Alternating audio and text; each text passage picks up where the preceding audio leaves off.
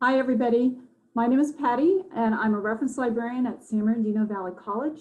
And my colleague Jenny is also with me, and we'll be presenting to your physiology classes resources from the library that will help you as you're looking for scholarly work and other resources. I'm going to go ahead and share my screen with you and take you first to the library homepage. It's really easy to get here. Basically, if you're familiar with the college website, which is valleycollege.edu, you'll go to where it says students in the student tab, click on the word library, and it takes you right to the library homepage. Before I start showing you scholarly and ebook collections, I want to show you that the library building is actually open. That's in case you need to pick up a Chromebook, and I'll talk a little bit more about that in a minute. But the building itself is open on Tuesdays and Wednesdays from 10 to 7. In case you need a computer or other resources, photocopying, the building is open. The library is online. The librarians are there to help you Monday through Thursday from 7:30 in the morning until 8 o'clock at night. On Fridays from 7:30 to 5, and on Saturdays from 10 to 2. Now, you can always email us using the email link here, which is refdesk@valleycollege.edu, or you can call us and leave a voicemail message, 909-384-8289. Please speak slowly and clearly. Let us know what you need and a callback number. When we go to call you back, you won't recognize the phone number. It won't say SBVC or San Bernardino Valley College. So we do call on a number that won't identify itself to you. If you need help after the time that we're open, there is a service called After Hours Help. This is an online service using non-SBVC reference librarians. They do have access to our resources and will help you that way. If they find that they haven't completely helped you, they will refer your question to us and then we'll follow up. So just click the button that says Ask Us and we'll help you. They'll help you and then forward it to us if they need additional help. Okay, Chromebooks. So if you are in need of a computer or a hotspot, there's a link on this area where you fill out a form requesting it. You need to be currently enrolled. And they will get back to you on your student email, and you come in either Tuesday or Wednesday during that time that's listed here, 10 till 7, and they will issue you a Chromebook. Just make sure you bring in some form of ID and your student ID number, and they'll be happy to issue you one. Okay, so what we're going to do now is we're going to look over in the navigation area here in the blue side. We're going to go to the databases, articles, and ebooks. Now, just to let you know that our passwords, which you're going to need to access any of our material, are located on Canvas. This is just directions on how to find them in the Canvas page. You'll notice that there is a link right now when we're recording, which is before school starts. So that is going to go away. You need to log into Canvas to find our passwords. Okay, so we're going to look at some resources that will be able to help you. Jenny will discuss, let's do that right now, Jenny. We'll go ahead and discuss how you find articles. I'm going to stop sharing right now, and Jenny's going to pick up and show you how to find articles. Hi, everyone.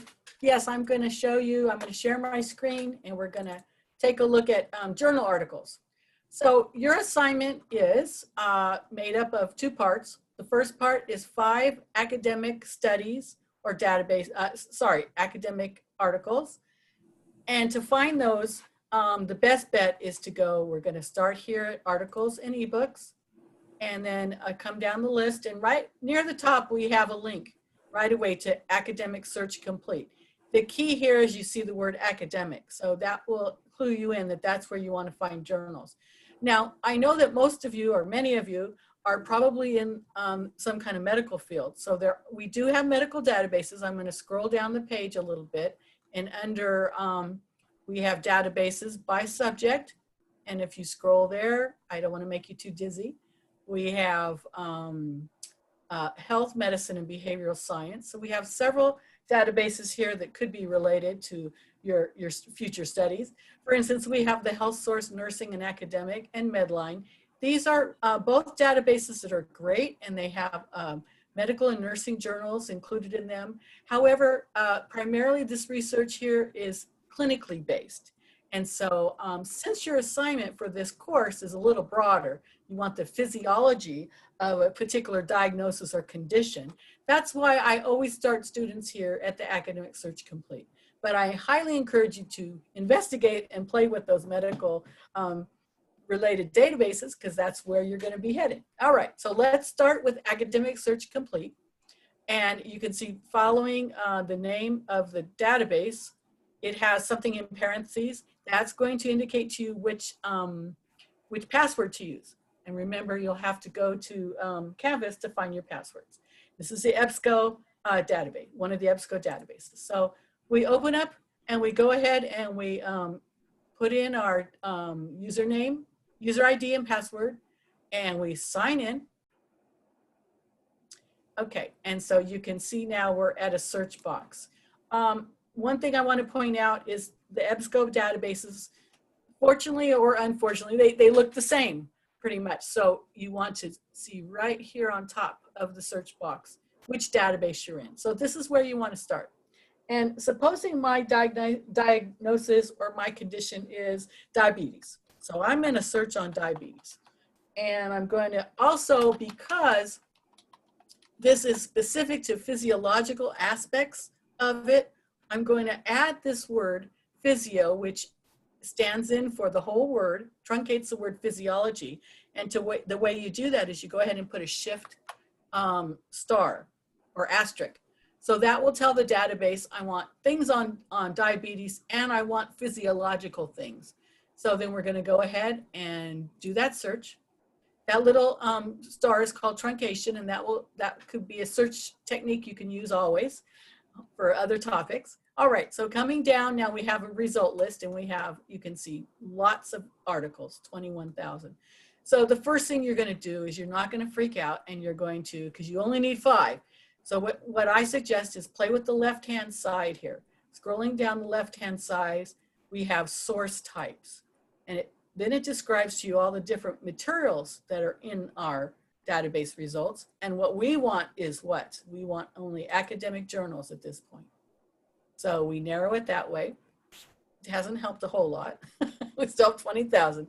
Coming down again on the left-hand side, I want you to take a look at the subject thesaurus. This is very helpful. If you click on that, you'll see other words, other terms that kind of narrow in on a topic for you, on your topic.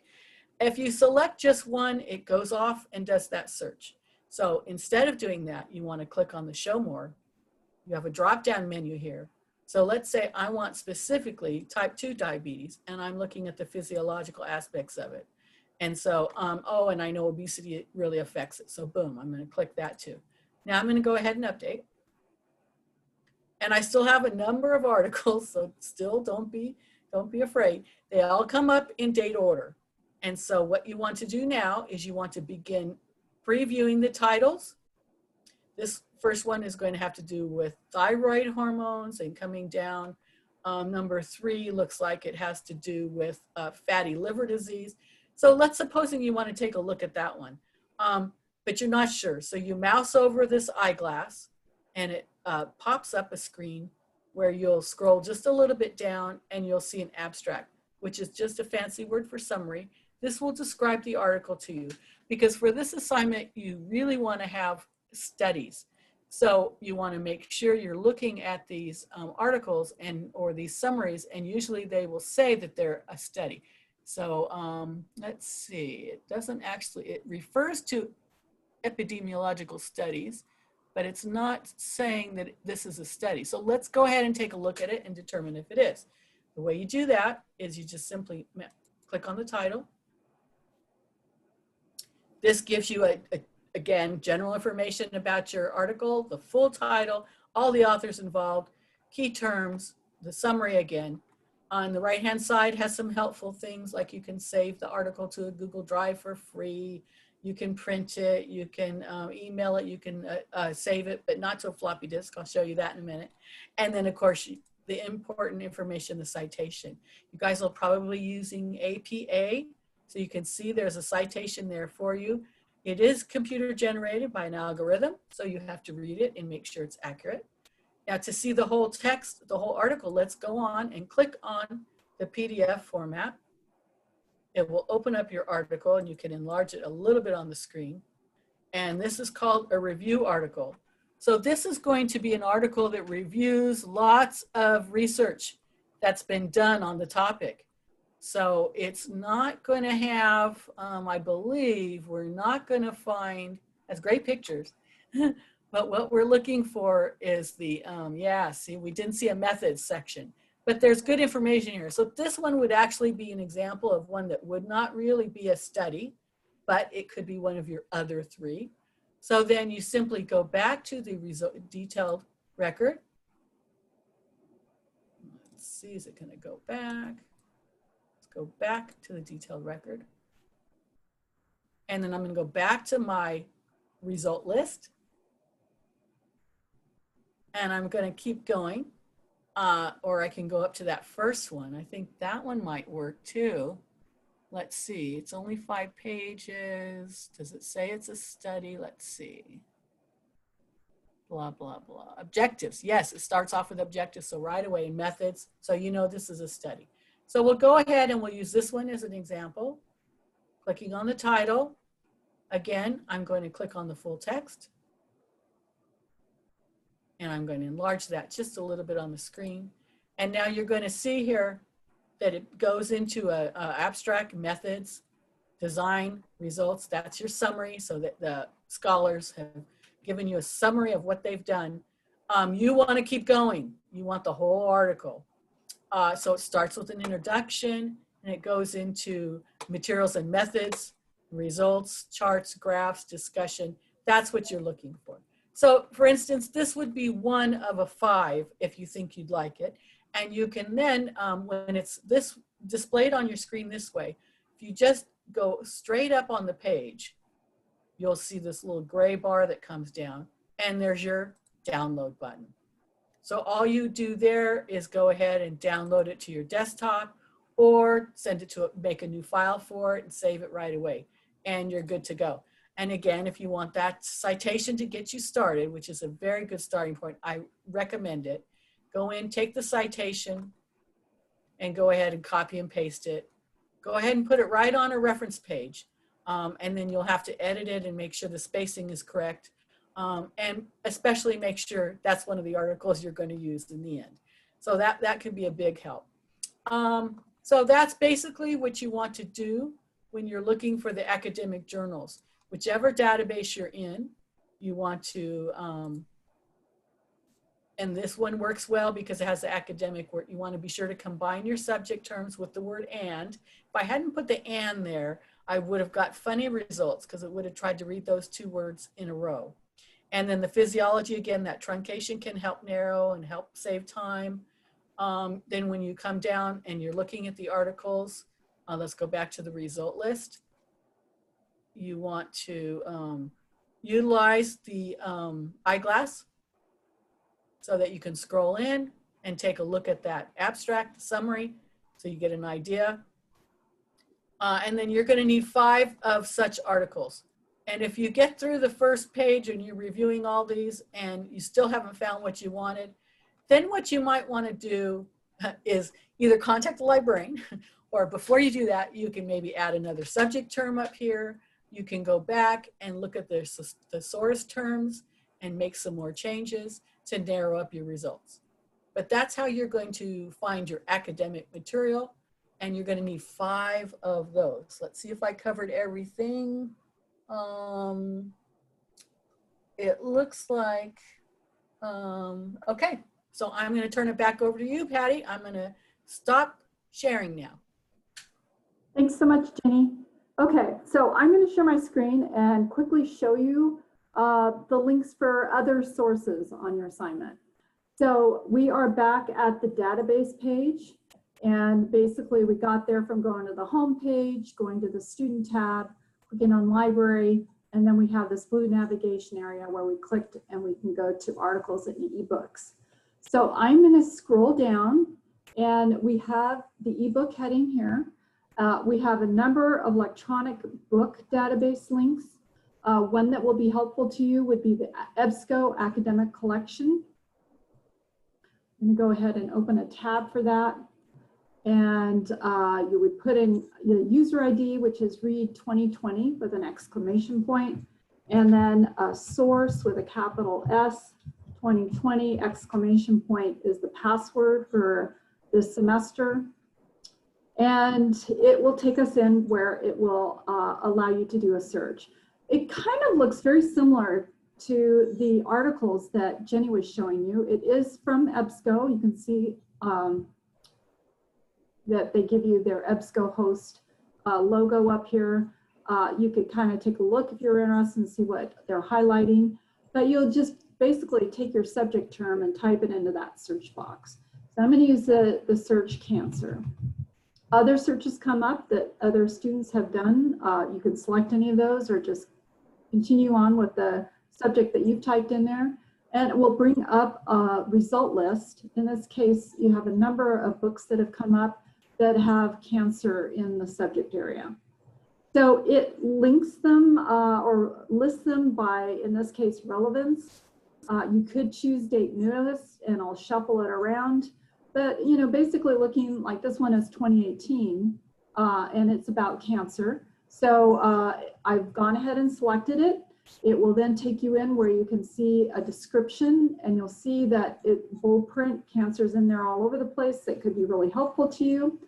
As I scroll down, it will bring up what it considers most relevant pages from this ebook. And right now we're just kind of getting a sense of the book. Is this something I want to look at more in depth? It also brings you up a table of contents that's all active. You could click on any of it and would jump right to that chapter or portion of the book. You could also open up the book. It has two different versions, EPUB or the PDF full text. I'm going to select the PDF. That means somebody scanned it all in. It'll look just like if you had the print version in your hand. It shows you the cover of the book. It will allow you to roll through it with your mouse. You can use the arrows at the bottom. Takes you page by page that way. Or you can look over on the left-hand side, the table of contents. And it has areas that you could click on that will give you more information. It jumps right to that chapter. We can click on that down arrow. It lets us download if we wanted to our computer. In this case, it limits it to 100 pages, but it looks like this chapter only has 10. So you would just select it and then download the PDF onto your computer if that was of some interest to you. You could scroll through, you could do index search by clicking on index. Just like in a physical book, if you were trying to save yourself time, you would look for the keyword that you're interested in. So we know it's on cancer, but let's just say you were looking for treatment and therapy perhaps, or symptoms and diagnosis. So this tells you, highlighted everything, I didn't need to do that, but in this area, which I did get your attention, I'm sure, you could go to these pages that would then give you symptoms and diagnosis. So by doing that, you could go down to this little box at the bottom, type in the pages that you're interested in. So let me just look at page 13. I'll just do 13. And it jumps to symptoms and diagnosis of breast cancer. So it would provide that to you. You click on that download link and it will load it onto your computer, and then you can save it whatever way you want to. It also has a search within feature. This is not real robust, but it will look for keywords. So if you put in, we already know there's something on symptoms, but let me just type that in there. It'll look through the whole book, find where the keyword symptom is located, and then these are all hyperlinked. You could just click on it, it jumps right to that page, and I'll highlight your keyword in there to help you decide whether that's going to be something you want to take a look at. Citing feature. So up in the top, there's a citing feature, and you click on it and it'll bring up the most popular formats. You just scroll through alphabetically, and here's one for APA. Again, it looks like it just wants to highlight everything. And I just want that little line there, but you can see Miller, comma, ME. Looks like it's in pretty good shape, but remember what Jenny said, it's an algorithm that a computer generates, and you do have to look at it to make sure that that's going to be helpful to you or not. And it's following the format that you're learning or have learned about citing. If I go back here, you'll see that that citation feature is also located on the right-hand side here. You can upload to Google Drive. Email is still an option that has, you could email the whole book to yourself and not just portions. So those options are there for you. Most people are probably not emailing it, but you can get the whole book that way. So just choose your citation format, where you want to email it to, and a subject, and click email, and the whole book will be emailed to your account. Okay, so I'm going to stop sharing my screen and just encourage you to contact us. Well, actually, I'm going to share it again because I want you guys to be aware of our phone numbers and contact information. So let me do this. Hold on. I need to go back even farther. Here we go. All right, library home. Okay, so again, you can contact the librarians at Valley College during these hours of operations starting Monday, August 17th. If you are asking questions that are after hours, we have the Ask Help area, and we have our email and phone number listed right here. All right, stay safe, everybody, and we'll talk to you soon.